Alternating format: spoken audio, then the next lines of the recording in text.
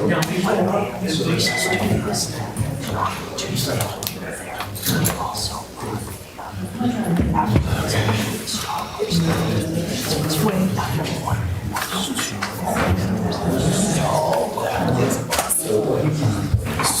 Clayton expected? Is Clayton expected? He won't be here tonight?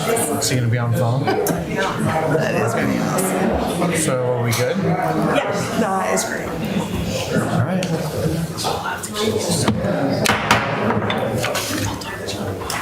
Good evening. Seems like a lively bunch tonight. Good to see all of you. We'll go ahead and get started with our common city council meeting for Monday, May 13th, 2024 at 7:01 p.m. Please rise for the pledge. I pledge allegiance to the flag of the United States of America and to the republic for which it stands, one nation, under God, indivisible, with liberty and justice for all. Roll call. Councilor Malmberg. Councilor Prada. Here. Councilor Martin. Here. Councilor Fulton. Here. Mayor Hodges. Here. We have a quorum. Thank you. Moving on to agenda item D, ceremonies, appointments, and announcements. Safe Boating Week proclamation. City manager, or take that? It's the Coast Guard Auxiliary is here with a proclamation for boating safety. This is something that the city has done each year for the last number of years. But it's just a commitment from, excuse me, a commitment from the city just to support the auxiliary and the work they do to ensure boating safety and to teach others about that. And then in front of you is a script for the proclamation. Yes, so it is just read.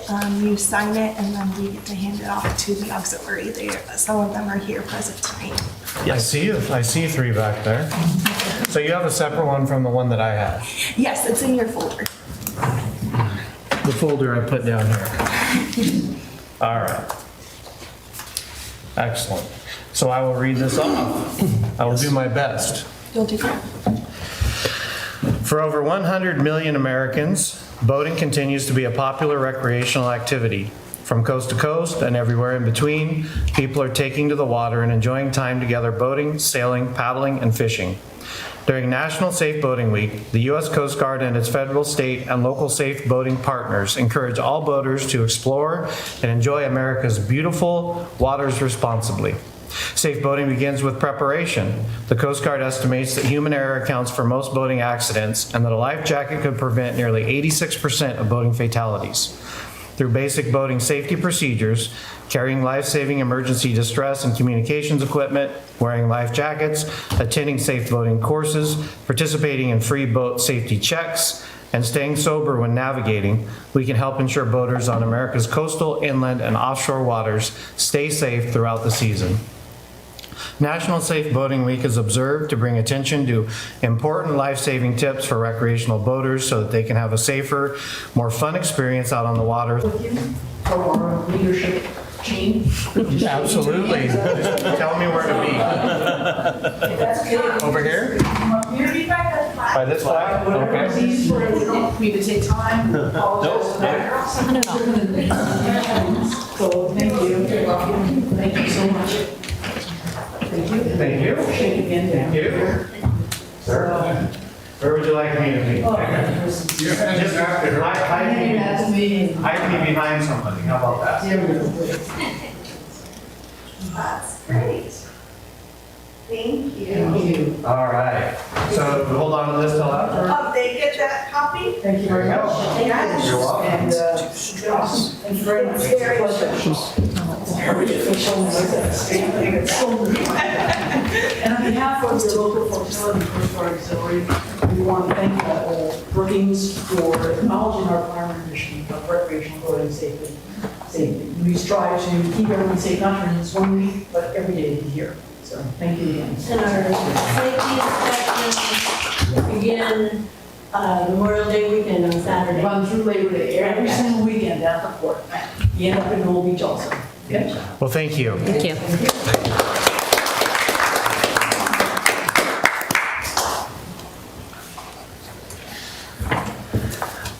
Okay, moving on to agenda item E, oral requests and communications from the audience. And I have two.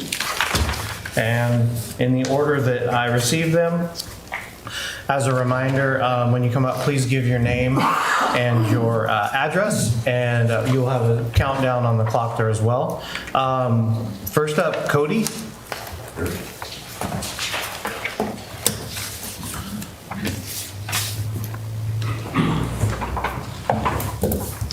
Hi guys. Forgive me, it's been a roller coaster week. A couple days ago, I got a sty in my eye. I found out today my mom passed. And then I found out that today also that you guys want to try to criminalize me for being homeless. So I want to... Cody, real quick, before you get started, your name and your address. Cody, and my address is on the corner of Elm and Oak. All right, perfect, thank you. That's what the address on the ID says.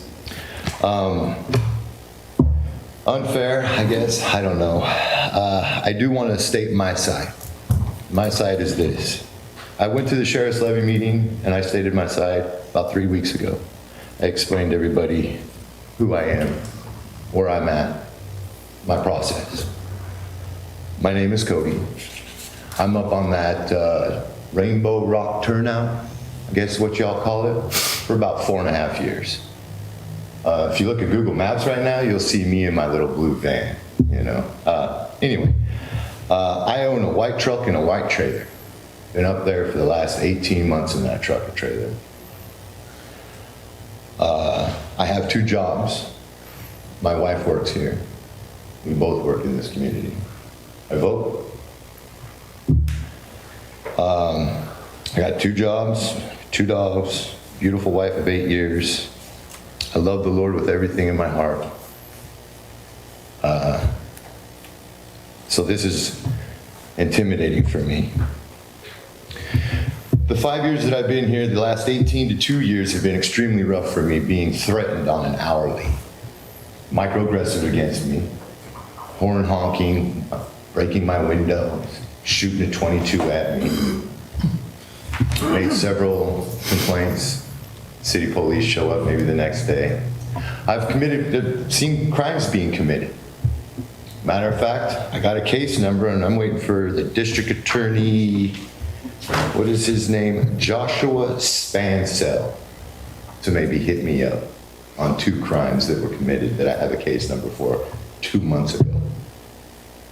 I have seen homeowners come to the trailer and steal, throw it over the edge and call the police. I have seen an Eastern Heights homeowner bring his 5th wheel up there, dump his sewage and leave. And then Facebook, social media, what we do. I have proof of all of this. The sheriff's levy meeting, I told the DA, I told the sheriff, commissioner, told them all I have all of this proof. Still waiting for a phone call. The last handful of years, y'all, I don't know how many lawsuits you've had, but I'll tell you, since January, you lost $450,000 to a lady in a motorized wheelchair. You lost St. Timothy's.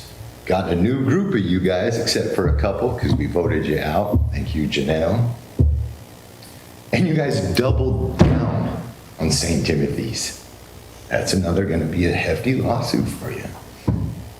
3 weeks ago, this district attorney, Mr. Spansell, stated twice, it's the Grange, over there at the Grange in Harbor, sheriff's levy meeting, stated twice He knows that these city ordinances or any city ordinance is against the law.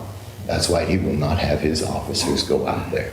It's just a scare tactic that he cannot enforce. Grants Pass versus Johnson is currently happening, and you know it's not going good for them either. On the side of the homeless it is, but not for the city. Matter of fact, it's not going so good that they're hurrying up right now, making a new building in Grants Pass because their little one that they got there, the Jesus Only mission, ain't working. Criminalizing homelessness is an issue. It goes against a lot of constitutional rights. I have been stating at the sheriff's levy meeting, and I'll state here in front of you folks, I have an easy plan to solve this homeless problem, 90% success rate by the end of next year. But I don't need you. I need them. You guys are seeming to putting in ordinances and not communicating with people like me, who's been doing this. Maybe looking like a mean guy, big tattoos, scary feller, the whole 9 yards. But when you come to the store and ask me where something's at, I'm sweet as pie to you. When you go to the gas station and get stuff when I was pumping gas for you, you tipped me. But then you would call me a nuisance. Maybe it's just because you couldn't put 2 and 2 together. I'm going to beg you guys. Tonight, I'm going to beg you, with everything that I've got, I'm going to beg you not to put in this silly city ordinance again. Shoot yourselves in the foot. Because I don't know what St. Timothy's doing, what they're going to do a lawsuit-wise. Cody, I just need you to wrap up. It's over 5 minutes. One more second. Okay. If this goes in, I take it as a threat, and I'm going to have to file a civil suit against the city. And I'm not talking a little $20, $50, $100,000 civil suit. I'm talking maybe a $20, $30, $50 million one, something that the Supreme Court in Grants Pass can hear about. Because this is an easy issue to solve, especially in a town with 5,000 people. You got, what, 125? I can put 100 of them in jobs, in a home, by the end of next year. If you pass this, I'm going to go the other route. Talk to me. You know where I'm at. For the last year, I've been spouting who I am. Okay, Cody, we got to wrap it up. Thank you guys Thank for you. the privilege of coming up here and speaking. Have a great evening, guys. Thank you.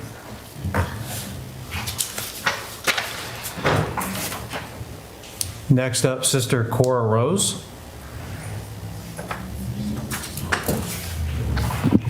Good evening. I'm Sister Cora Rose. I'm here on behalf of St. Timothy's Legal Advocacy Ministry, which is located at 401 Fir Street, but I'm a resident of Brookings at 551 Spruce Street. And I haven't met Mr. Cody before, but I'm grateful that he was able to provide a human face because I'm afraid that my comments are going to be a lot more dry. But I'm also speaking on the same agenda item.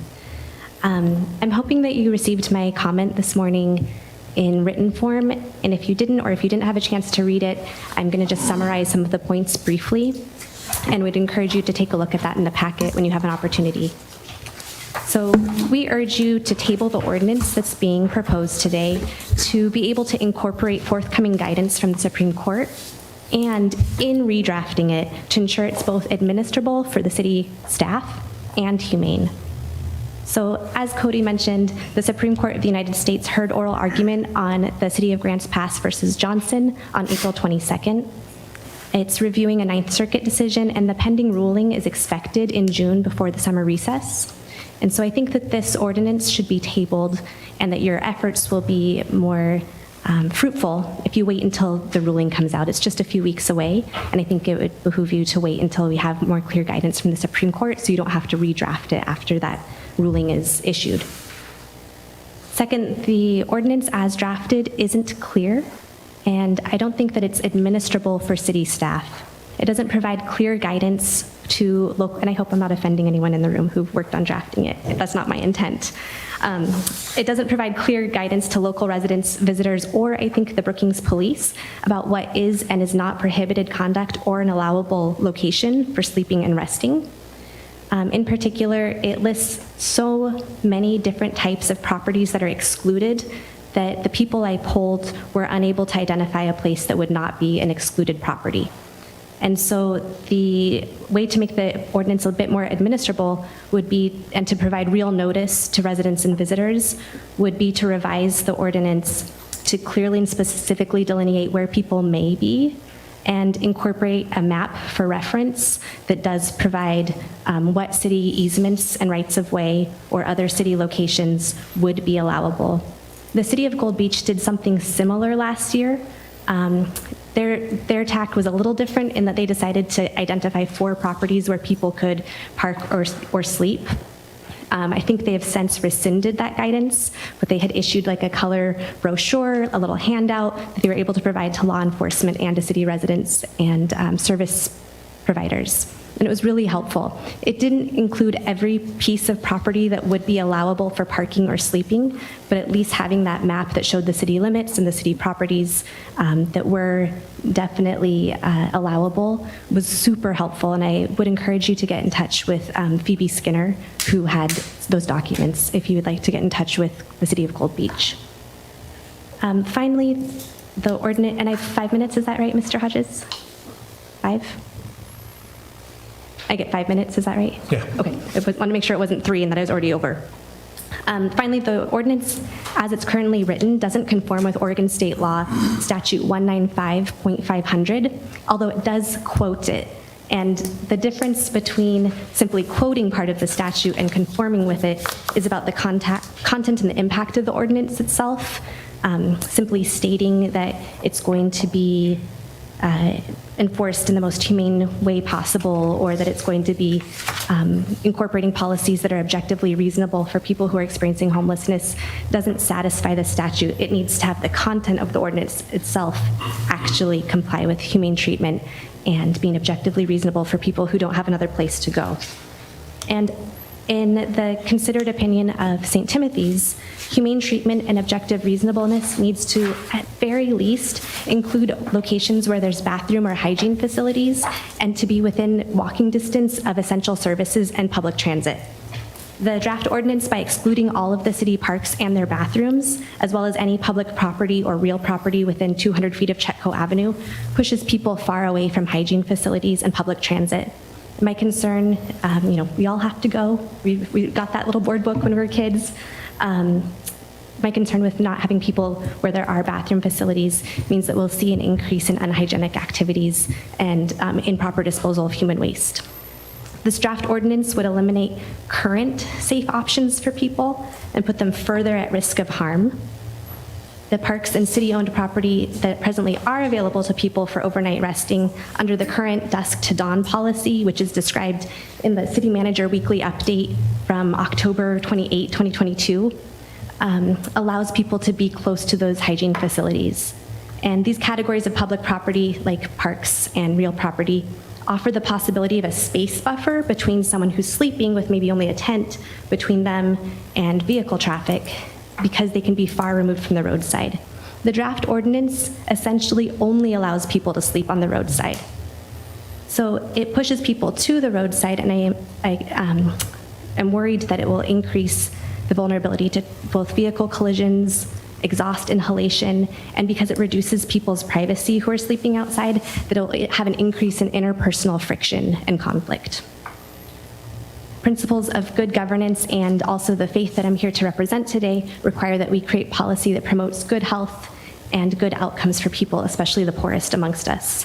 I see I'm at time, so I just want to reiterate that the city should keep its current dusk to dawn policy in place and wait until guidance from the Supreme Court comes in the next few weeks. Thank you. Thank you. Thank you.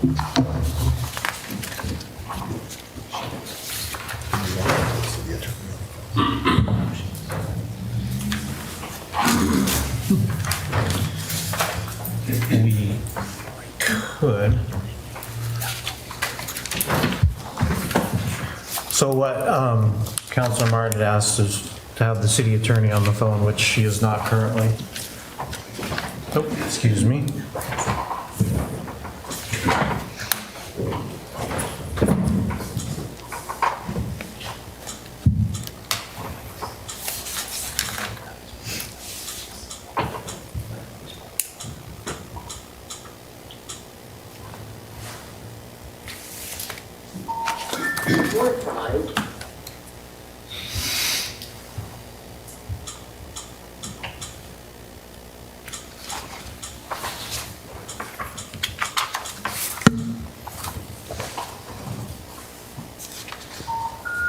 Word size, you must first dial a 1 or 0 plus the area.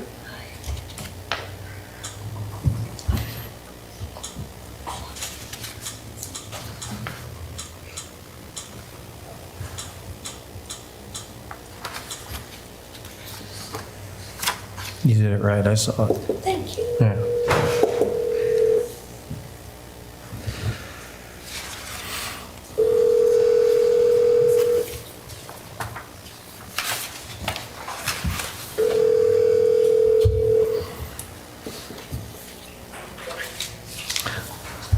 Hi, Lori. This is Mayor Hodges over in Brookings. Hi, we are just finishing up oral comments, and Councilor Martin requested to have you on the phone. I'm sure just to maybe discuss some more details of this ordinance from the legal perspective. Have you been watching the meeting? I don't know. Okay. So did you have any specific questions to No, ask I her just, first? when we consider the, both G items, one of the public comments was about the letter that we already received, and we already got feedback from you, Lori. But I would prefer to have you available while we consider both staff reports under agenda item G. Sure. Thank you. Moving on, we're at agenda item F currently though, which is consent calendar. So that is to approve council minutes for April 2nd, 2024, and to accept planning commission minutes for April 2nd, 2024.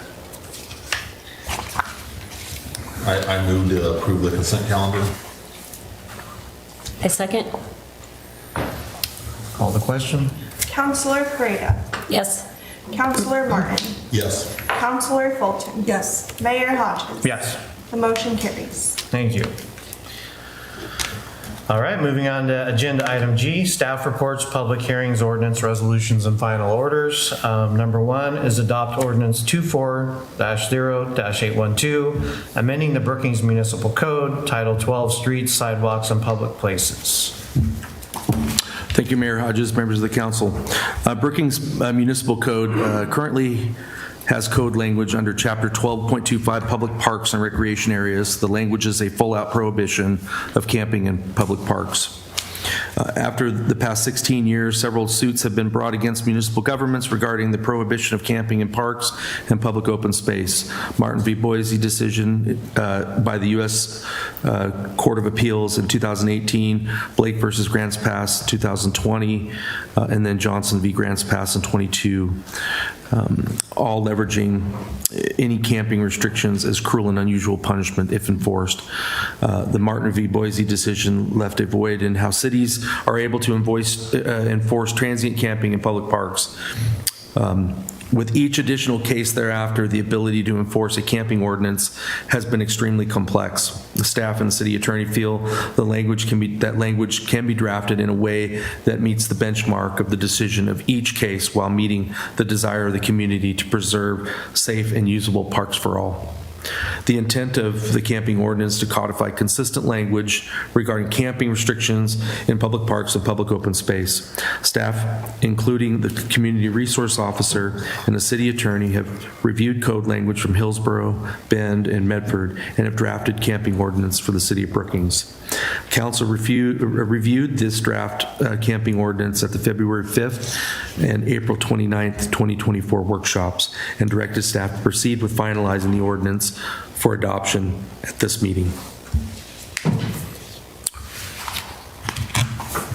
With that, we have a draft ordinance, which is attached. And with that, Kelby and I are ready to answer any questions you have. Any discussion? And I will say one thing just before is in your boxes, and I had emailed you, as we were reviewing, we noticed that under 1255.050, that the most current section of that was not what we included in the draft ordinance. There was an addition under section A, and there was a deletion under section B, and I can read those, or...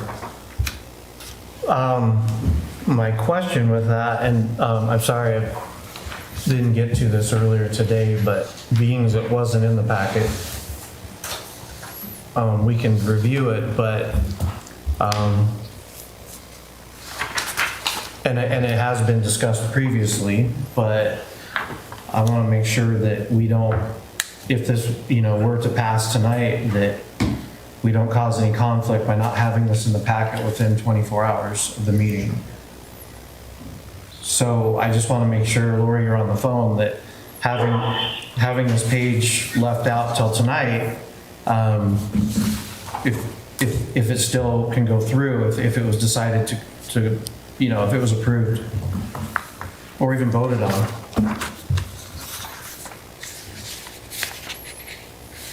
Can you hear me? Yeah, can you hear me? Yeah, and now we can. Oh, okay, yeah, sorry. The weirdest thing has happened anyway.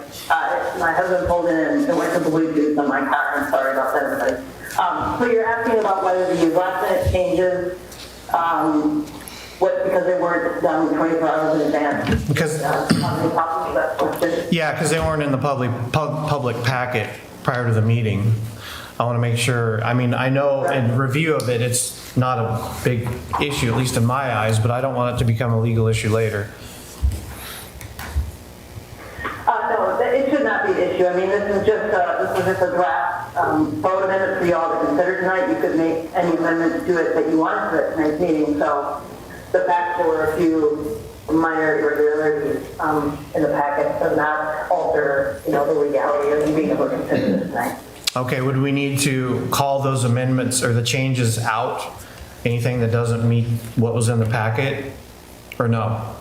Yes, Okay. I believe so. So depending on whether you want to make any other changes, I think when it comes time for motion, somebody would say adopt, the draft that was in the packet, except for amending and amend those two sections that were changed today. Okay, thank you. Which is,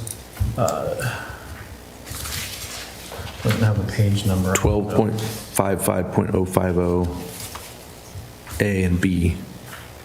Which would be... A, B, and C is the same still, right? Correct, it's just A and B, which if you look in your packet at page 11. Okay, that's what I was thinking. Yes. Thank you.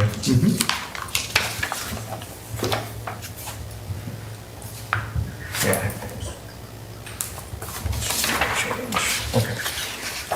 Thank you. Well, Well, we heard public comment.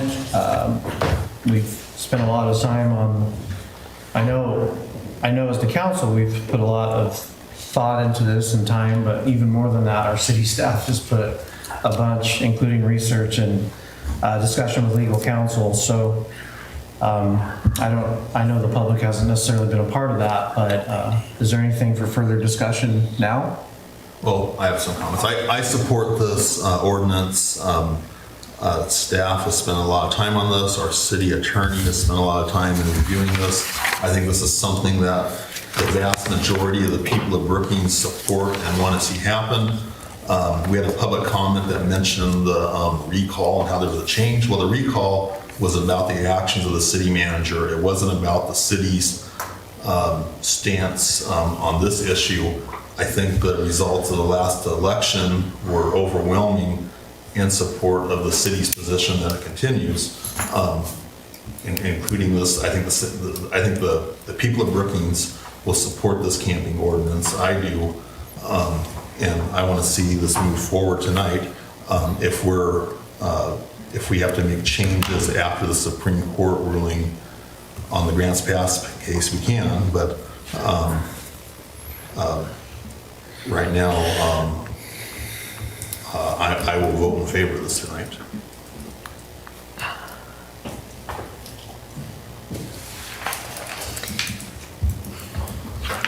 I too recognize the work of city staff and the city attorney, and I know currently as the ordinance are, we are not in legal compliance and we are not meeting with the Ninth Circuit ruling. So I very much understand the desire to get something in place, not only so that we have a lawful regulation, but also that we have some guidance for enforcement.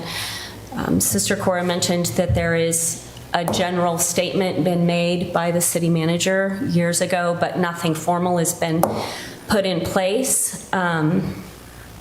But I do have my continued concerns that it's overly cumbersome. I believe it's going to frustrate the homeless citizens and those tasked with enforcement.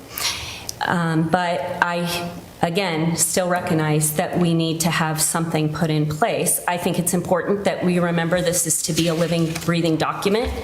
It's imperative that we have hard data to determine if the ordinance has actually had the desired outcome.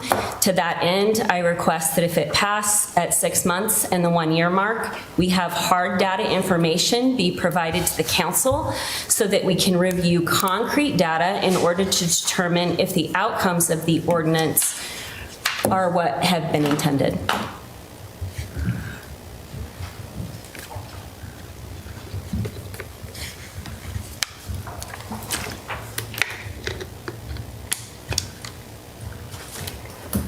Any other discussion?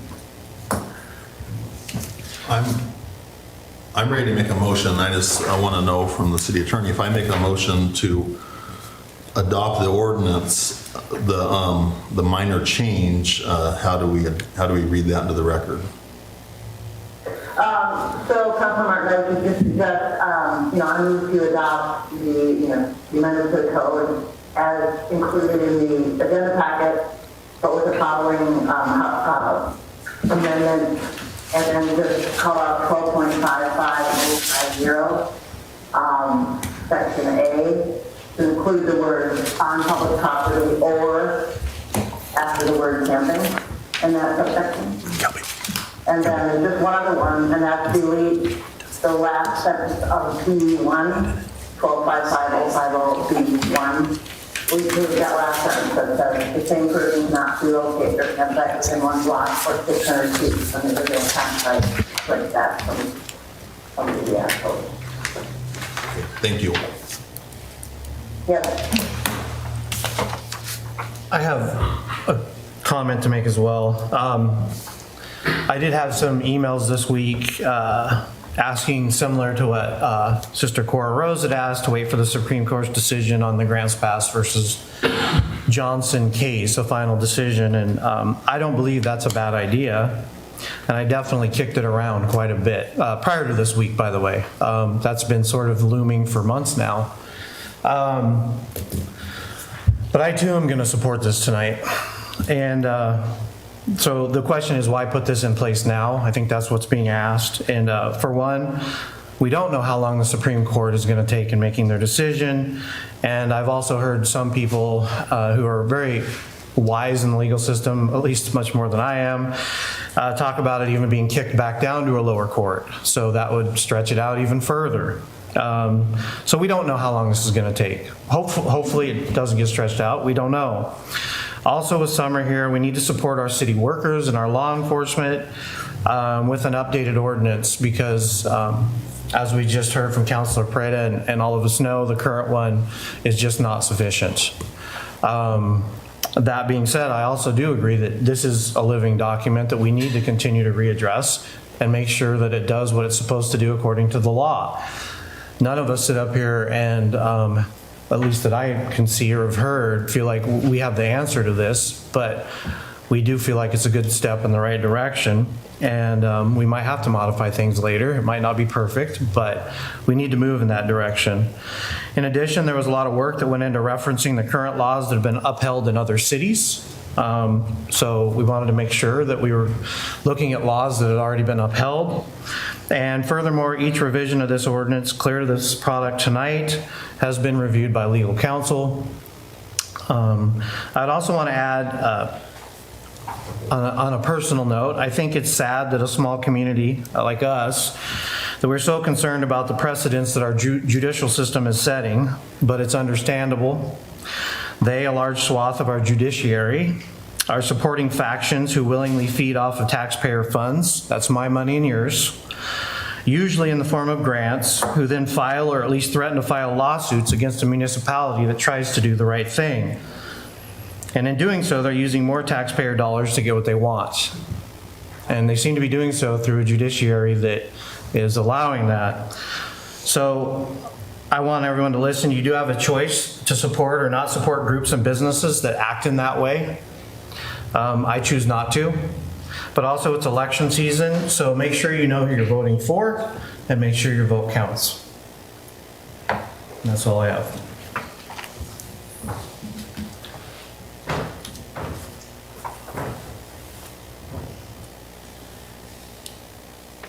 Did you have? If you choose to move forward, there's a script that's in the folder Okay. that you would need to read through. So that is not part of the motion. Because it's an ordinance, it takes some special That's fine. parameters. Okay. Yeah. So basically, we just do this script so that we can read just the title only and not the whole ordinance. That's what this is. So I don't see that specific. it's probably in the mess of your other papers, so here you go. Okay. Yeah, I don't, okay.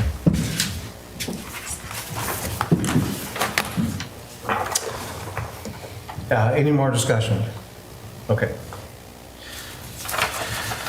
We will now consider ordinance 24-0-812, amending the Brookings Municipal Code, Title 12 Streets, Sidewalks, and Public Places, adding Chapter 12.55. Do I have a motion to read the ordinance 24-0-812 the first time by title only? I'll move to adopt ordinance number 24-0-812, amending the Brookings Municipal Code, Title 12, Streets, Sidewalks, and Public Places, title only, with the change in section 12.55.050, time, place, and manner regulations, adding the word on public property or after the word camping in number A, and then in B, number 1, removing the same person cannot relocate their campsite within 1 block or 600 feet from the original campsite. Otherwise, as title only as described in Exhibit A. Okay, so it has been moved and seconded to do a first reading by total. Is there a second? Oh, sorry. Sorry. It has been, a motion has been made to be read, ordinance 24-0-812, the first time by title only with the changes described. That motion has been made. Do I have a second? I'll second. Call the question. Counselor Martin, Yes. Counselor Fulton, Yes. Counselor Pereira, Yes. Mayor Hodges. Yes. The motion carries. The ordinance will be read by title only. In the matter of ordinance 24-0-812, an ordinance amending Title 12 Streets, Sidewalks, and Public Places in the Brookings Municipal Code. Do I have a motion to read the ordinance 24-0-812 a second time by title only? You can move to the Just to the last bullet, Mayor. Sorry. Oh, okay. You guys see why? Yes, it's confusing. All right. Sorry, guys. The ordinance will be read by title only. In the matter of ordinance 24-0-812, an ordinance amending Title 12 Streets, Sidewalks, and Public Places in the Brookings Municipal Code. Do I have a motion to adopt ordinance 24-0-812? So move.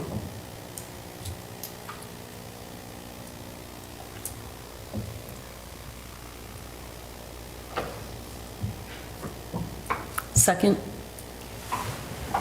It has been moved and seconded that ordinance 24-0-812 be adopted. Is there any further discussion?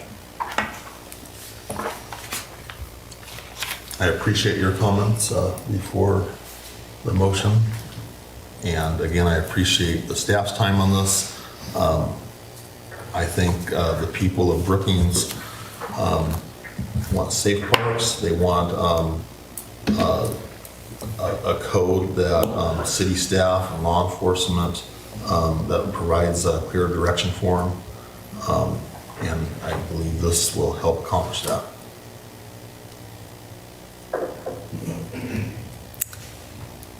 I think this isn't a new struggle and issue. I think back to the times of the Depression and the Hoovervilles that popped up and the difficulty that people went through during that season of trying to manage these same struggles. And one of my very favorite movies is The Cinderella Man. And in that movie, he's completely lost his family and puts aside his pride and takes the public funds to be able to regain his family. And he gets on his feet and he goes back and takes those funds back in to the agency who handed him those funds. And I think the unfortunate thing is that too many times laws stand in the way of natural consequences. Just like our pain centers are supposed to make us aware that something is hot and remove the danger, natural consequences are intended to change our behavior. And I think far too often our laws intervene in that and don't allow natural consequences to fall. And I think the unfortunate thing is we end up hurting those people that the intent is to help. Thank you. Any further discussion? Call the question? Counselor Fulton, Yes. Counselor Pareda, Yes. Counselor Martin, Yes. Mayor Hodges. Yes, The motion carries. the ordinance is adopted.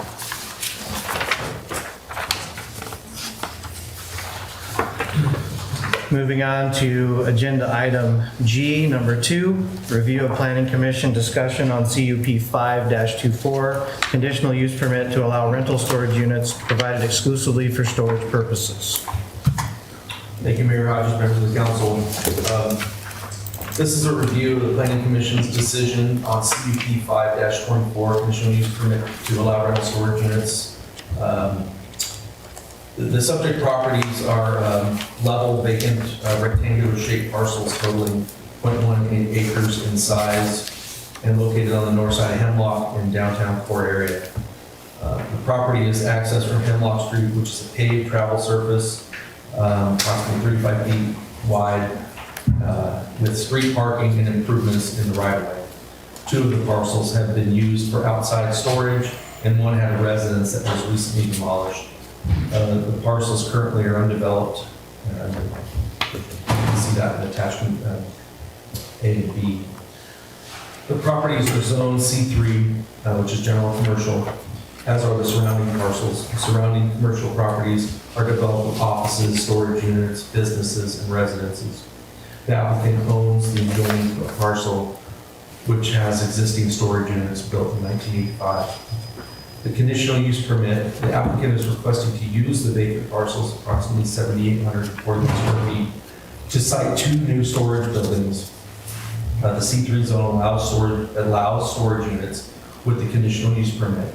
If a conditional use permit for new storage units is approved before construction of the storage building, the applicant will be required to vacate the existing parcel lot lines to combine the parcels into one. Applicant's findings, which is attachment D, discuss their plans in regards to conditional use permit criteria. Criteria 1, adequate size and shape. The subject property is approximately 1,741 square feet in size and undeveloped. The proposed storage buildings totaling 4,200 square feet in size are to be built along the rear property line and the front property line. The rear building will be approximately 24 by 80 and the front building to be approximately 24 by 95. The applicant's plot plan shows adequate area for the proposed storage building with a 30-foot access way between the buildings. Ingress and egress will be shared with the existing storage building on a neighboring parcel. On-site parking and street parking is available. Staff believes criterion 1 is met. Criterion 2, relation of streets. The subject property is in the downtown core area and accessed by Hemlock Street, which has a paved travel surface of 35 feet, mentioned before. This street provides access to approximately 6 businesses, 3 of which are existing storage facilities. Vehicular traffic generated by storage units would be minimal. This use involves less traffic than businesses operating on a full-time basis. Hemlock Street also will accommodate the traffic generated by the proposed use. Staff believes criterion 2 is met. Criterion 3, neighborhood impact. The proposed use would generally be quiet compared to some of the surrounding uses and some of the outright permitted uses that could be established on the property. The proposed use should have little impact on the surrounding neighborhood. Staff believe criterion 3 is met. Criterion 4, historic, scenic, and cultural attributes. There are no listed historic, scenic, or cultural attributes listed in the comprehensive plan. The staff believes criterion 4 is met. Comprehensive plan. The comprehensive plan designation for this property is commercial. The property is to develop. The proposal is to develop the vacant parcel with 2 commercial storage units. Staff believes criterion 3 is met. Bruce Nishioka spoke as an interested party during the March 5th, 2024 Planning Commission meeting and requested the commission consider adding conditions that include landscaping in the proposed project. Mr. Nishioka requested additional time to submit written evidence, and the meeting was continued to the next Planning Commission on April 2nd, 2024. A supplemental packet, attachment 2, was prepared and presented at the April 2nd meeting. After considering additional testimony from Nishioka and Gray, the Planning Commission voted unanimously to approve CUP 5-24, and the final order was signed. Nishioka appealed the decision to council and submitted a supplemental letter, attachment 6, with this application. He's also added additional items tonight, and he's going to be giving a presentation to you. Staff recommends affirming the Planning Commission's decision to approve CUP 5-24 based on the findings and conclusions stated in the applicant's findings. The staff report is subject to the final.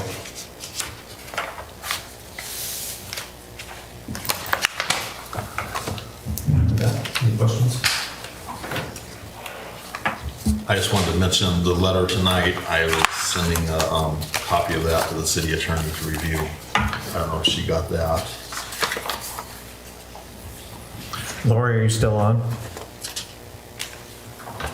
Yes, I am. I believe I did get, well, I'm not sure what letter you're referring to. I got several letters today. Are you talking about the letter from the interested party? Yeah, there was a letter hand delivered this evening, dated May 13th. Oh, I see, okay. So, I need to look it up. Anyways, I'm sending a copy if you don't have it. It's not a, Okay, thank you.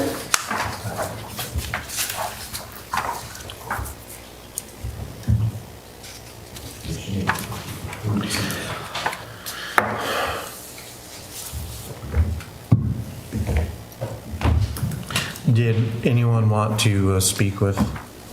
Is that what we were planning on doing? Mr. Nishioka? because that would probably, if anyone has any questions on the letter, that'd be good to address to him. If you want to step forward. Thank you. Bruce Nishioka, my office is at 509 Hemlock, across the street from the applicant's property. Thank you, Mayor, councilors, for the opportunity to speak with you. You're still a counselor. City Manager, thank you for the opportunity. I looked it on the internet, and of course it must be true, that Your Honor, Mayor, and councilors, one of your top priorities, you've stated, is to revitalize the downtown area. And my first question is, what good is a plan if you don't follow it? Yogi Berra said, if you don't know where you're going, you'll end up someplace else. We have a plan, a master plan. It's, and I'm asking you to follow it. The master plan, and I don't know if you've seen it, it was established in 2002. It was reaffirmed in 2016. I looked it up in 2017. It looks like it was reaffirmed. And as far as I could tell, well, I spoke with Brett Curtis, who's head of the Downtown Merchants Association, and he informed me that he discussed the plan with you. And in fact, I put together a presentation. May I turn it on? It's fine. Okay. Can I go to the next page? This is just my cover. This is the plan that's in the master plan. It's one that I believe Brett Curtis has already addressed with the city. I'm not sure whether it was with the councilors, the mayor, or the city manager. But this is called the Urban Renewal District. It was necessary to develop this. Do I need to get the microphone? Yeah, it'd be good if you stuck there. And as you can tell, it's a downtown area. It was necessary in 2002 when I was on the Planning Commission to establish this so we could create an urban renewal district, which could then funnel tax money into this urban renewal area to use. And the funds have been used for some great uses. We've seen it in the downtown Chetco area. And in fact, on my street on Hemlock, last year or maybe the year before, they put in some nice sidewalks. It's really changed the activity. Just sidewalks really changed it. So, and can I go to the next one? Some other effects. This is one of the drawings of the master plan. I hope you can have it. I asked the city if they could provide it to you, and I don't know if they could even find it now, but this is it, and I have it if you want to look at it. It's in the packet that was submitted to you, although it's a black and white one. It's not a nice colored one. But one of the things is, this is the kind of ideas they have, and the city kind of is following up. You can see some of the things that look familiar. Can we go to the next one? This is the plan kind of in the alleyway. This hasn't come to fruition, but you can see that it's a great idea. See what they had a picture of what it looks like then. I think it still looks like the same as it followed the plan. Can we go to the next one? This is an example how I believe the urban renewal money has been used. This is Darren Farmer's office. And you can see what it looked like before. And while this was a projection, a plan for him to kind of follow, you can see that it's similar to what he's done. And he's really made his office a nice little fixture right in the center of town.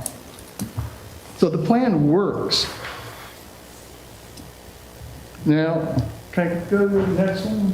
Well, okay, I'll stop there. In that plan, the map, the first one, we're in what they call the Streamin' Urban Garden area. And you'll note that the specific property has Mr. Gray's present storage units. But in the plan, in the hopes that eventually it would not be storage units, they were hoping they were going to be something like an artist live work studio, something that would generate artists and be used not as storage, but as actual downtown functioning storefronts or or utility areas.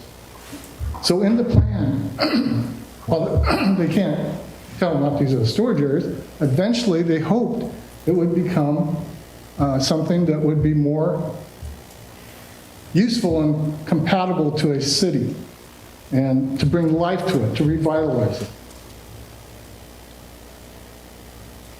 So now we get to the law. This is the first part.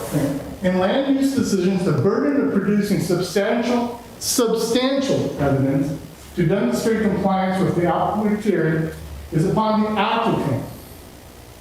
Not me, not you, but Mr. Gray. It's upon him. If adequate evidence is not provided, and which I'm saying, if you watch the Planning Commission meeting, there was no substantial evidence, the applicant must be denied. And to start out, conditional use permits are not favored. The whole idea of zoning is, hey, you have an industrial zone, that makes sense to put storage units in. Commercial zone, which this is, storage units are not accepted in it. That's why Mr. Gray is applying for a conditional use permit. Conditional use permits aren't just something that are handed out. It's up to you, the city, to say, hey, does this fit in? Is this going to be the plan? The plan does not have it. So again, I ask you, follow the plan.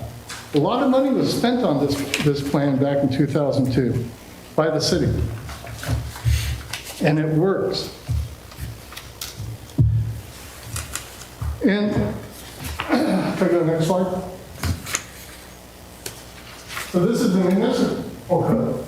The proposed use will have minimal adverse impact on the adjoining properties. Minimal adverse impact. A storage unit in a city is more than minimal adverse impact. And if you look at our area of the town right now, it is starting to bloom.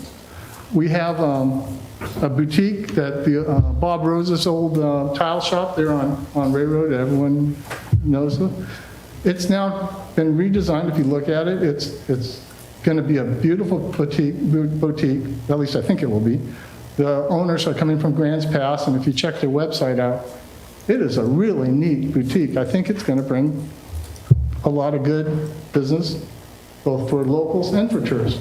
We have that Red Barn, the Rail House Pub. It's bringing a lot of activity into our area. I've noted that there's a lot more activity. And in our area, more cars parked. Maybe it isn't a bad thing. It's bringing in people. And there's people walking on the sidewalks. I brought it up earlier. That alone has made much more activity in the area. People walking dogs. A storage unit is the antithesis of all this. It's a reason it's supposed to be an industrial zone, not in a commercial zone. And Just because you had a little break there, just quickly sum it up, your points, please. okay. So compatibility, it's not compatible for the area. I've submitted a letter for legal purposes for a LUBA appeal if that becomes necessary. That's really the only purpose. I hope you read it. It cites pretty much all the cases that will support a legal case. Next slide.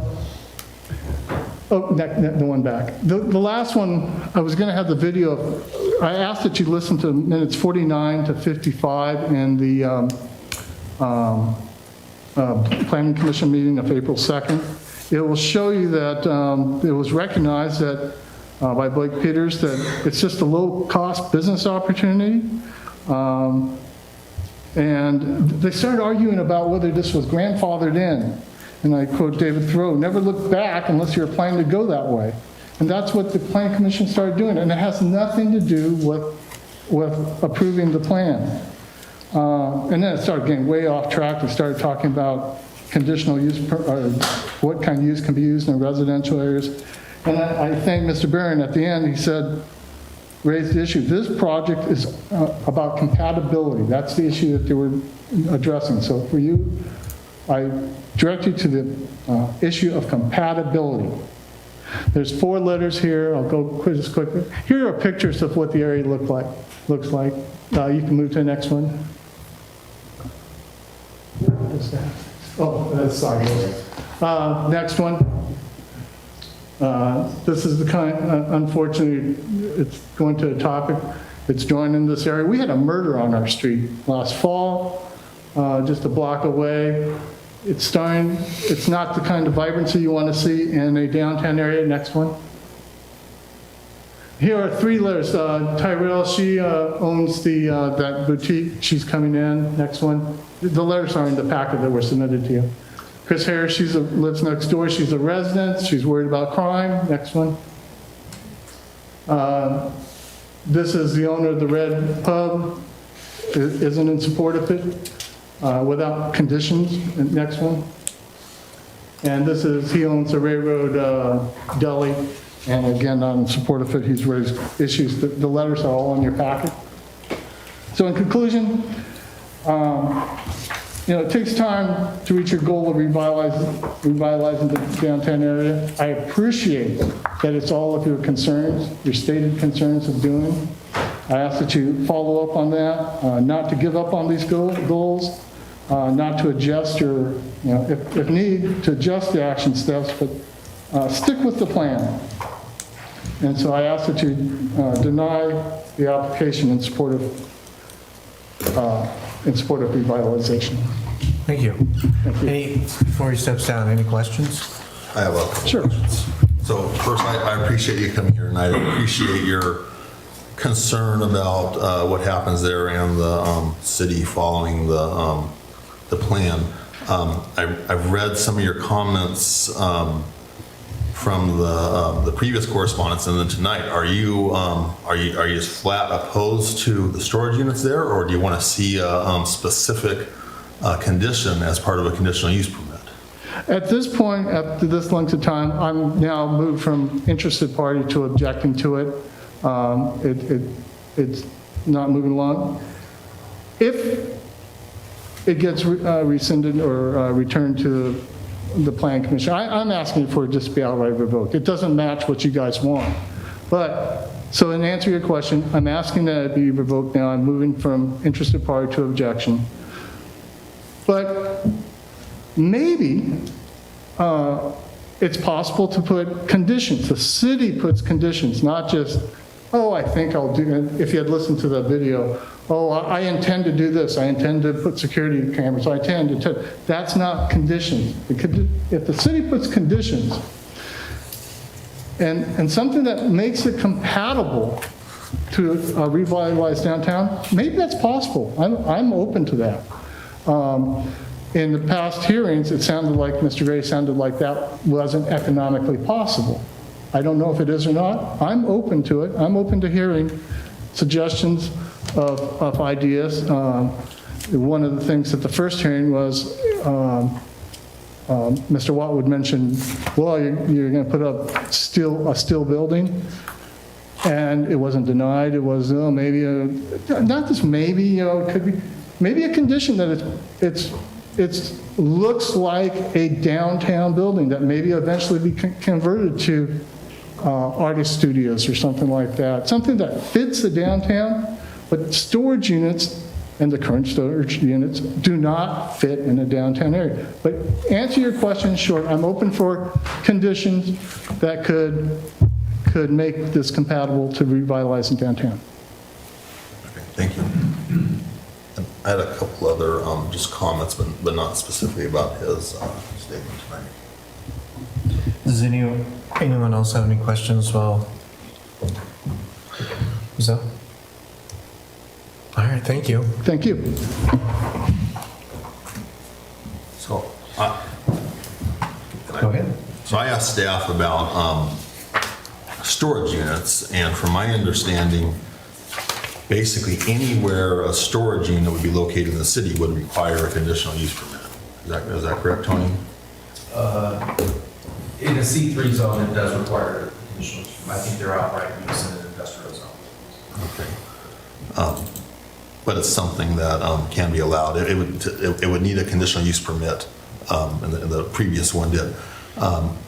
And then there were some comments about maybe some things that people don't like that happen there. I asked the police department about calls to that area, and it had been some time since there had been a theft call, as like people, other people that neighbors may not like to see in that neighborhood. I think that's happening everywhere in Brookings, and that was somewhat on a previous agenda item tonight.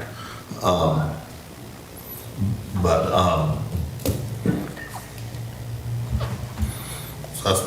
that's my comment on that. I tend to support businesses. When I ran for city council, I said I would be an advocate for small businesses, and I support affirming the planning commission's approval of this conditional use permit. I very much value and appreciate entrepreneurship. I strongly believe in people's rights to make decisions regarding their properties. But at the same time, I recognize the responsibility of the city to provide oversight and manage decisions that affect the city for the good of the whole. This particular request involves some additional element. It happens to be located in the Urban Renewal Agency, and it must comply with the downtown master plan. Our Brookings municipal plan mentions that to form an, oh, I'm sorry, my notes weren't very good there. In this downtown Brookings municipal plan, it mentions here that it's advisable to implement a formal design review process for exactly this issue that we're facing today. That as we work towards revitalizing, that guidelines for formal requirements include setbacks, fence heights, and to have a comprehensive site plan and design review ordinance that clearly articulates the areas and levels and acceptability to help establish predictable and understandable design ensure quality design. Sorry, I'm struggling with that. I think that we as a city have failed to implement some of the things that needed to go along with this plan. There was a great plan put in place, and I can see, as was already mentioned, that a great deal of resources were put into this. It wasn't even just the city, it was also the state of Oregon. And there was one more entity as well that was involved in putting this plan together. And most importantly, our community. It was community desire to improve the image and the identity of downtown Brookings, to establish architectural guidelines appropriate for downtown and incorporate a unique palette of cityscape features into the public realm. And I see clearly that we've done some things that were laid out in this. I see the street lights and the sidewalks in the downtown, and I can see that in some ways we are moving towards it. But I think in other ways we've let the ball fall short and we haven't set up clear guidelines. When I read specifically in regards to the area that this particular thing mentions here, it says that the aim of the district is to create a village atmosphere with retail shops, services, greenhouse, etc., with ample landscaping, plazas, and pedestrian pathways. It mentions that infill and new development, the community desires to have new development be consistent with the character and environment of the area. With new infill and catalyst project, downtown design guidelines should be carefully applied and considered. It mentions some appendix, which I have not seen, but I too don't understand why we have a plan in place if we're not going to really work towards that plan. And I can see in some ways it has, but in other ways clear guidelines have never been set. I think of particularly Sedona, Arizona. They are the only place I know of that has golden arches that aren't golden. They're blue. They're like a turquoise because city ordinance demands that all businesses fall within a certain color scheme to not detract from the natural beauty. So while I don't necessarily have any issue with it being the storage unit, if it could have a cottagey feel and some trees along the sidewalk or something like that to make it an area that visitors and community would like to walk through and enjoy that. I understand that as a business owner that may not be feasible. I know this is, again, it's part of our renewal district agency, and there are facade matching programs. And so maybe that could be a part of the solution is some funds could be utilized from that to help it have a more appealing curbside view to fit with the theme and the plan of what that area is intended to be.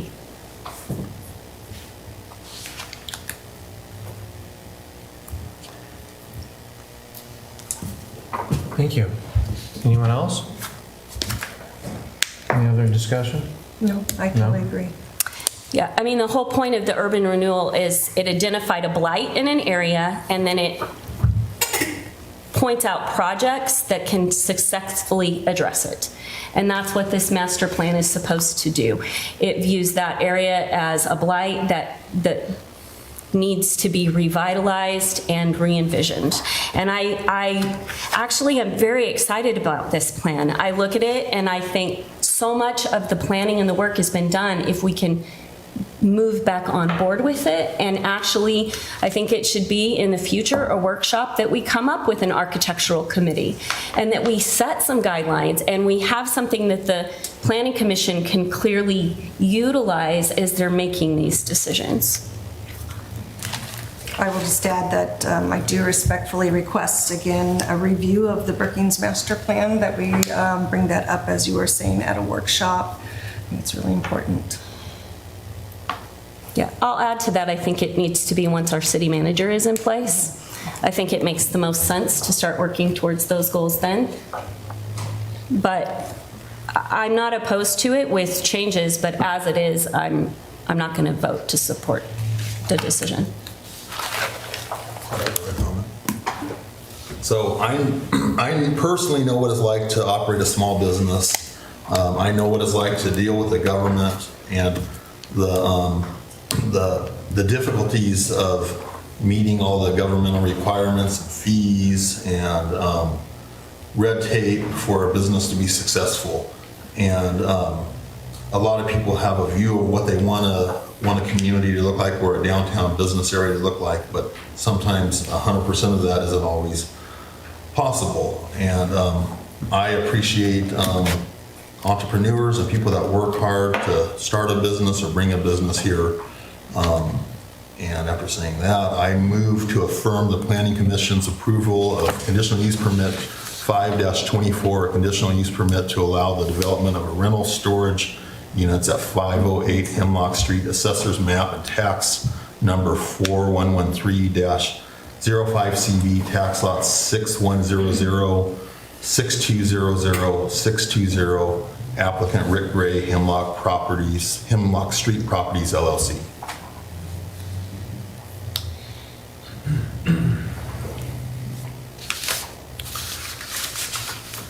You moved that quicker than I was ready to discuss. I have the last statement. So I'm not ready to second it right now. I watched the meetings, and I'm much like Councilor Martin in wanting to support small businesses and do the right thing. If it's their property, they own it. That's the way I really see things from a 10,000-foot view. But I too had issue or could not really define where and what the stipulations were on the actual storage units. So for me, if I had a final understanding of not the maybes, not what he decides, the developer decides to do,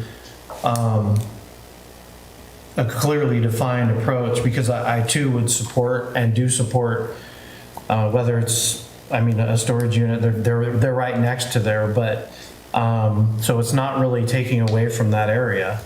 But I don't want a shack going up.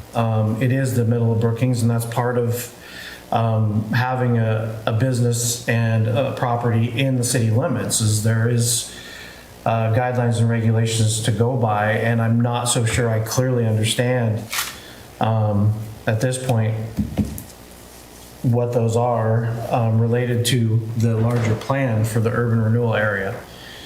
So for me, I would like to make a motion that we have, and maybe all of you have a better understanding, and maybe it's just me, but a better understanding of exactly how that specific business will fit into the larger plan.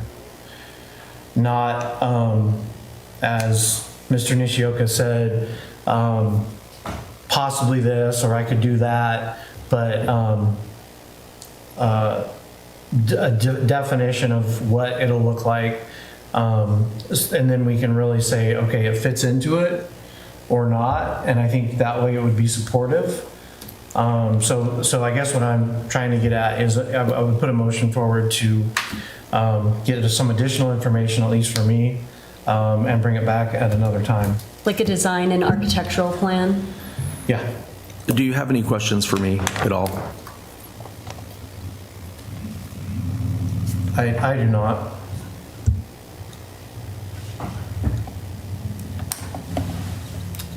I have a question. Does the planning commission's approval of this, does that, there's a comment that didn't follow state law, but did this follow the Brookings Code and land use law the way that this was approved by the planning commission?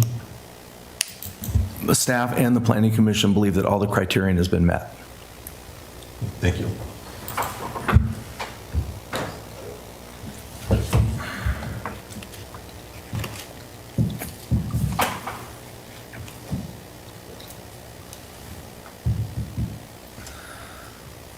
So where we're at then legally is he has met all the criteria as found, but also legally by what we're seeing from the other side has not met what the urban renewal plan has set forward. Is that correct? The urban renewal plan and the downtown master plan does not compel the city to force a property owner to do an artist live work studio. Agreed. Or, you know, even if you look at Mr. Nishioka's property, his property's slated to be infilled with a big, large building. But So, you know, there was considerable discussion at the planning commission meeting about what condition would you put on this. So there was discussion about the metal siding. Well, I mean, Rail House has metal siding on it. The bowling alley or the Barron's Furniture has metal siding on it. So is that a legitimate condition to put on this building? It was a discussion, but at the time they decided no, it wasn't a reasonable thing to force the property owner to use a different material because it's not, it's too subjective. It's not something that it's tangible. I mean, so what do? We start saying you can't use this material here when it may be a viable material. Obviously it is. You know, the first argument that was made was about landscaping. Well, in the downtown core, they're exempt from parking. Our code only requires landscaping for parking lots. So it's not a condition that we could place on this one. I agreed that when it comes to the law and at least what I've seen and what I heard in the meetings, I 100% agree with that part of it. What I don't agree with, though, necessarily, is that we do have this plan in place, and maybe it is a bigger discussion to be had about not having the right committees in place and, you know, all of a sudden holding people accountable to that. But at a certain point, we also do need to I guess, draw the line. Yeah, I agree with that. But I mean, if you look at the plan, just look at the map itself, there's so many things that have been checked off. There's been so much progress on this plan. Absolutely. And the facade improvement plan has also had successful projects. One that was shown there, Darren Farmer's State Farm building. All of the businesses downtown that we've funded for facade improvements are part of this plan as well. But there's a lot of good stuff that's been completed. And yeah, I get, unfortunately, we're calling out private properties and sort of spoon feeding what we think they should be, but that property owner shouldn't be forced to build artist live work studios. I don't think the point is to force them to build something specific. It's just to match the design elements of an area. And that, as I see it, is the whole point of this downtown master plan, is to create a feel and to create, even when I look at the sidewalks, one of the elements I saw that is missing that we didn't do is like the area where it had the imprints of the flora and the fauna, or the historical, some of the more design elements that are tailored to make it a beautiful space that people just want to spend time in. So the sidewalks were done and the lampposts were done, and they all added beauty and value, but some of the additional design elements weren't. Or one of the things that I noticed right away was that it talked about one of the first projects it mentioned doing was rebuilding a civic city center with public plaza areas. Well, that's where the post office is. So that project clearly didn't move forward. That project was eliminated in the 2017 update to this master plan. That project is not on there. So if I could add something. So if he were to, Mr. Gray were to be down there right now with the building and he wanted to do a facade improvement, would he not have to run that by the city? To receive funding through the city, he would have to get approval through the city, yes. Yeah, and that's because we want to make sure that it fits in. Correct. And I agree 100% that the city, and you've been very much a part of this, have done a lot of great work. And I think it's amazing. So all I am saying is in that, because again, I am 100% for landowner rights in that part, and it sort of hurts me to say this, but also I do know he's in the guts of the city. All I really am asking for is to make sure, I don't want to just go off, I don't think he needs to do a business that we make him do. I'm just saying I want to make sure that we have something in place to know that it is something that fits into the larger plan as we continue, and other businesses or other lots maybe all of a sudden, get reconstructed, and we would do the same thing with them. It would be my hope, so again, that it fits that larger plan. Yeah, to me, if this plan isn't, this is what we say that we operate by. If it isn't serving us anymore, then we need to come up with a new plan. But if this is serving us and we want to continue with this plan, then we need to work towards fulfilling this plan. Well, it absolutely is serving us. Mayor, this is Lori. Can I chime in? Please. I just had a couple questions for Tony. I don't know your master plan, I haven't seen it, but this is quite typical of a lot of the cities we work with, where there's aspirational, I should call it, master plans are really cool things, but then the follow-through is there funding for that kind of thing. And typically what you'll see is cities will adopt certain things into their land use code that are, standards and criteria that can be applied to projects, to applications. So Tony, I don't know, is there anything in your code that requires adherence to this master plan? No, there is not. So that's where you gotta be a little careful, counsel, because I hear what you're saying, and it's been a great discussion, but unless there's something you can point to in your code, if you deny an application, then the applicant could take you to LULA and maybe have a pretty good chance of success if there's not some criteria to be applied. Now, I will say that conditional use permits the cities have a lot of discretion when it comes to conditional use permits, but you have to really apply the conditions to mitigate the impacts or the adverse impacts that are anticipated from this particular kind of use. Now, Mr. Antiocha had a lot of writing and a lot, spooky lawyers too. That's fantastic. Write a lot of things and have throw up a lot of stuff. But I just want to kind of go back to what he said in his written document. I didn't have a lot of time to review, just having received it, 30 minutes ago or so. But and looking at a PowerPoint. So the first thing he said was, master plan. You got to follow your master plan. Well, I just talked about that. It's a good idea to follow master plan, but usually what happens, you have to put criteria in your code that is enforceable, not just a master plan that was adopted 20 years ago or something like that. So the second thing he talked about was substantial evidence. There's not substantial evidence in the record to support the planning commission's finding or decision. I believe there is. There isn't a lot of substance to their findings, but that's because your code doesn't have a lot of substance when it comes to this. I mean, a conditional use, storage units are allowed as a conditional use in this zone. It's clear in your code. And that's one thing that we can look at and tie, the criteria to is allowed in this zone.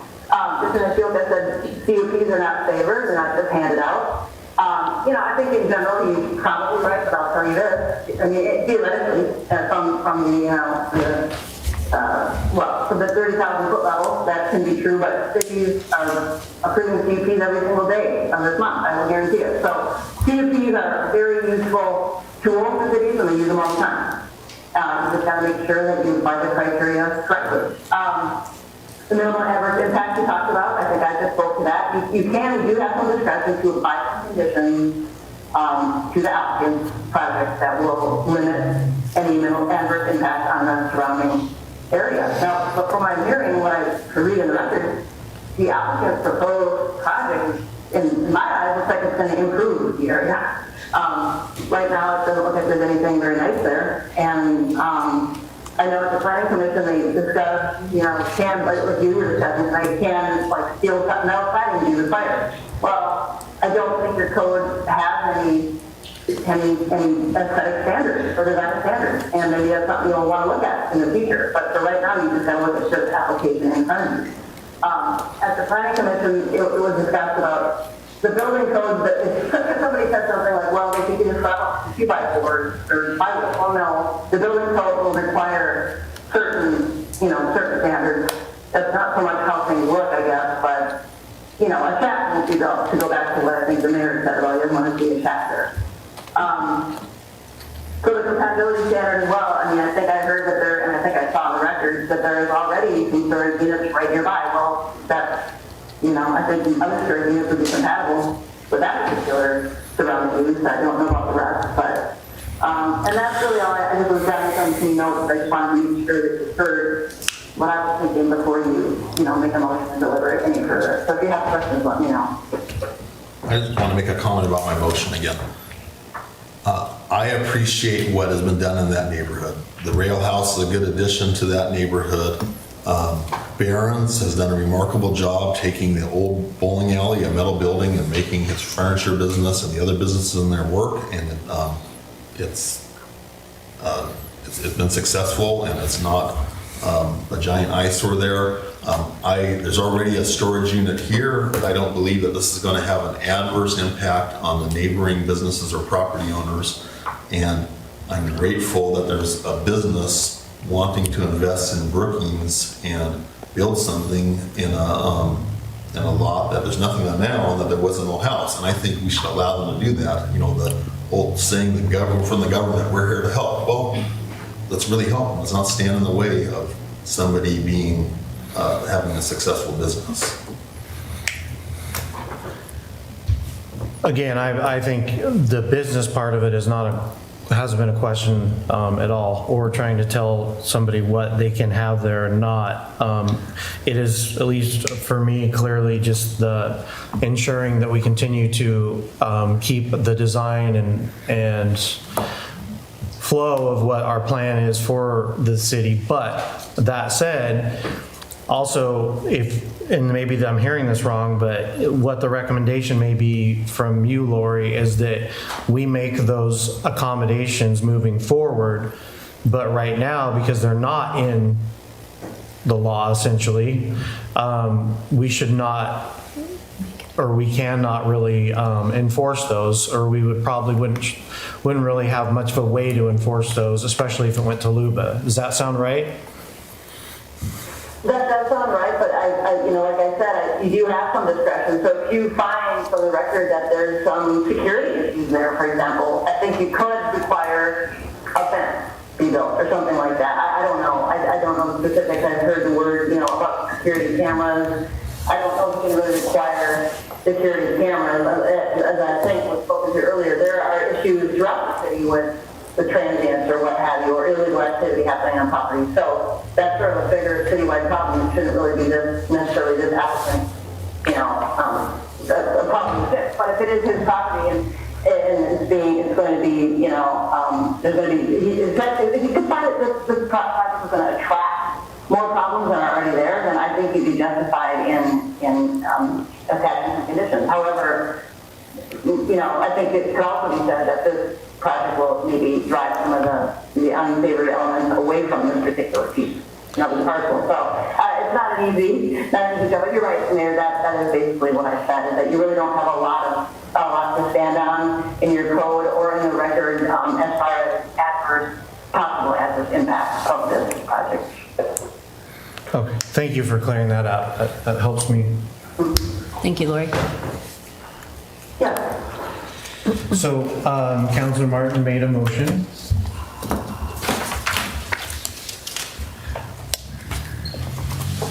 Let me get back to it here.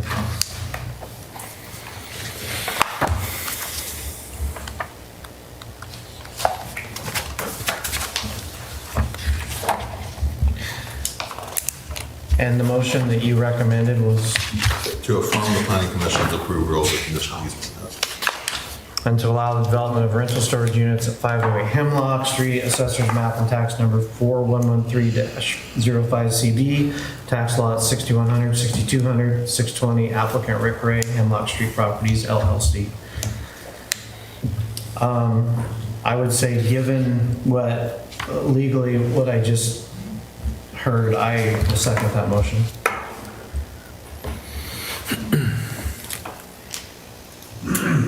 Counselor Martin. Yes. Counselor Fulton. Yes. Counselor Pareda. Yes. Mayor Hodges. Yes. The motion carries. Thank you. And we'll look to city manager to be getting on the agenda. Okay, thank you. All right, moving on. Informational non-action items. April 2024 vouchers, and then the city manager recruitment update.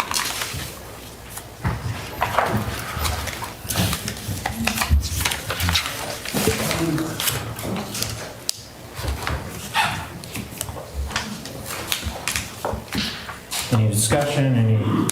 All right. City manager recruitment update. So I sent out an email today to the council just to update them that I spoke with Richard from Prothman earlier today. One of the applicants, trying to remember the gentleman's name now, one who works for the USDA, pulled his application from consideration due to ongoing projects that he's working on that he wants to see through to the end. That was the only update that he had. Other than that was just to see if the council had had any discussion on looking at dates for interviews. Right now, I think that's the big pending question, is just a date that works for all the counselors to be able to conduct the interviews. There are some other logistical things that we're working on that once we have it, I'll put out to council as far as costs to bring candidates out. Nothing new. It's just it's things that I've emailed previously. Just I'll have some better numbers for those for you. But I think the only thing would be if there isn't, just a reminder, and I can put out an email then, that we need to decide, or the council would need to decide on a date. I hope that we can have a sense of urgency and make this happen fast, and I will commit to opening my schedule up however necessary to accommodate that.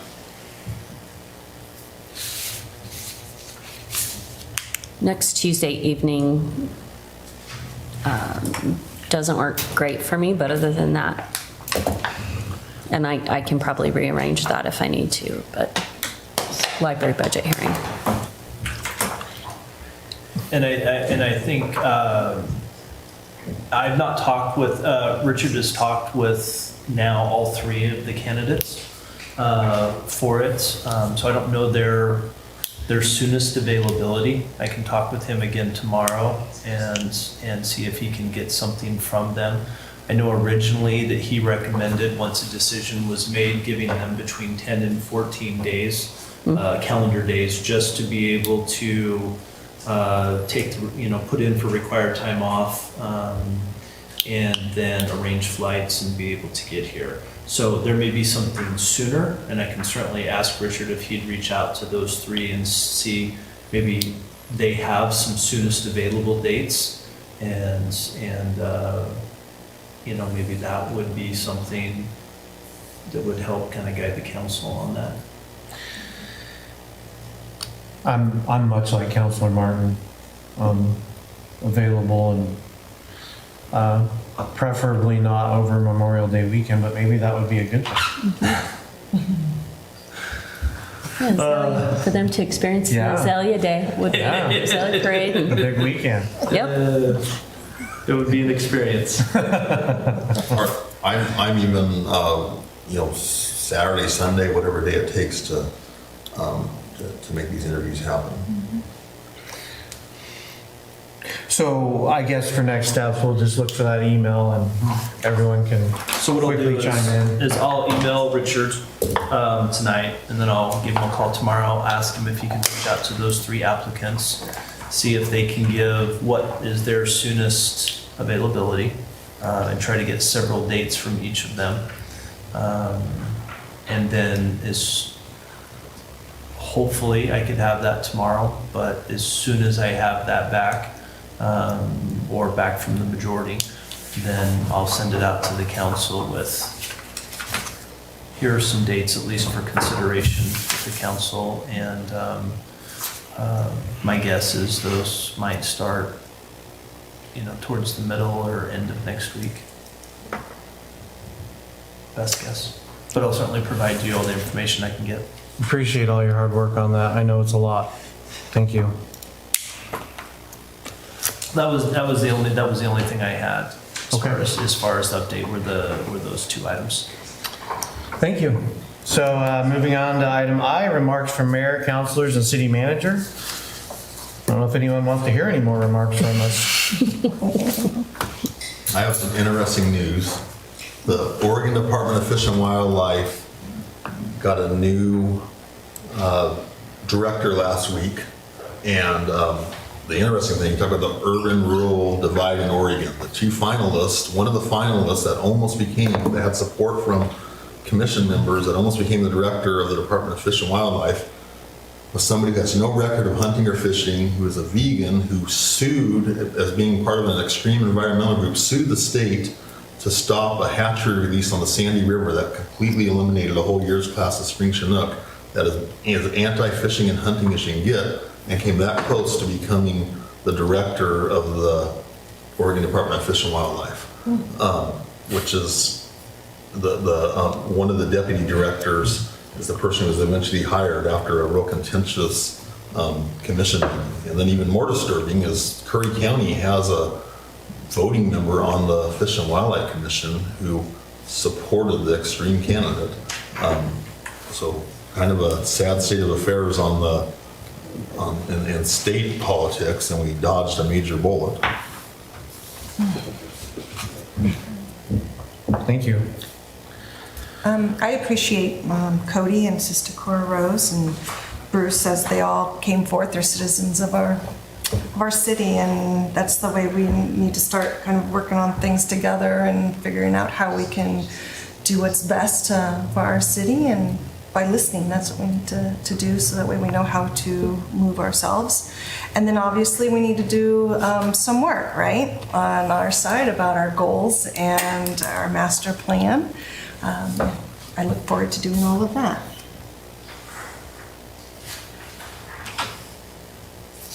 Anything? No, I think Anything my more? comments already got said. I have a couple, and I look around, one of our speakers was gone, so I won't speak directly to him, not being in the room, but stood up earlier. I am very, empathetic to everything that he's going through. I think he said he lost his mom, and there's a bunch of other,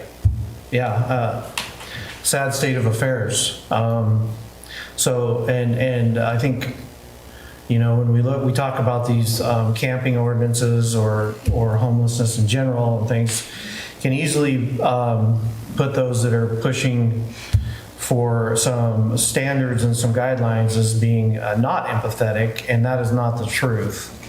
But we are in a society, and we do need to have rules and guidelines.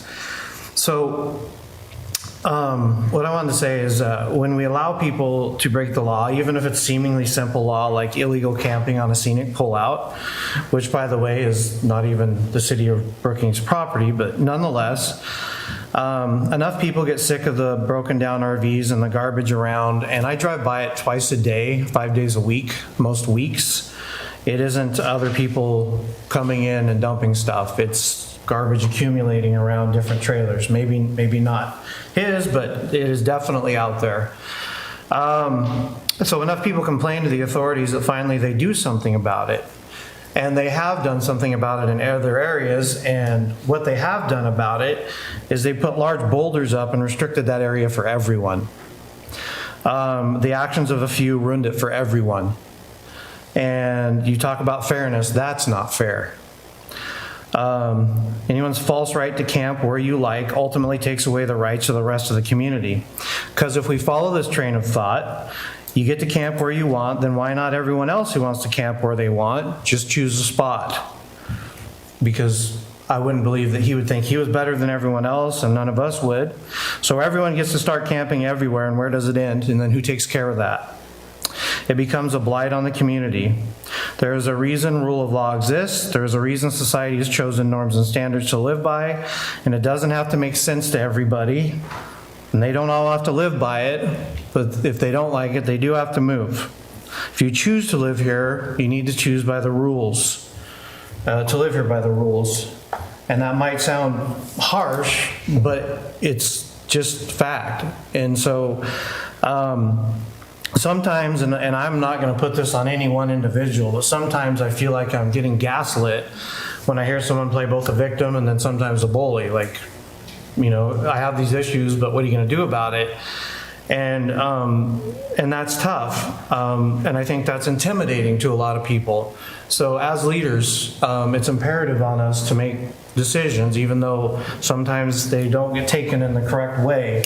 But the truth of the matter is, it's these decisions and these laws that help keep the rights of everyone intact and not just the rights for a few. And so I'm sad that him and others maybe feel like this is unfair, but truly it's actually fair, and it's fair for everyone. It's a law that everyone follows. It's an ordinance that everyone follows. So it's not picking on anybody. Anyways, that's my 2 cents. Thank you, and well said, Mayor Hodges. All right, one last chance. All right, in that case, we'll